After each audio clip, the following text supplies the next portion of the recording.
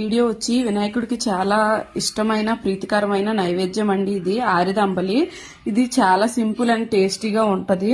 దీనికోసం ముందుగా ఒక గిన్నెలో కొంచెం బెల్లం, కొంచెం కొబ్బరి ముక్కలు వేసుకొని ఆ బెల్లంలో కొబ్బరి ముక్కలు ఉడికినంత వరకు ఉంచుకోవాలి. ఒక గ్లాస్ బియ్యం పిండికి 3 గ్లాసులు వాటర్ యాడ్ చేసుకోవాలి. అవి మరుగుతూ ఉన్నప్పుడు కొంచెం 4 ఇలాచీ తీసుకొని దంచి పెట్టుకోవాలి మెత్తని పౌడర్ లాగా. తర్వాత మనం తీసుకున్న బియ్యం పిండికి కొంచెం కొంచెం వాటర్ యాడ్ చేసుకుంటూ నేను వీడియోలో చూపిస్తున్నట్టు కలుపుకోవాలి. ఆ తర్వాత మరుగుతున్న వాటర్లో ఆ బియ్యం పిండి అనేది వేసుకుంటూ కలుపుకోవాలి, లేకపోతే ఉండలు చుట్టేస్తుందండి.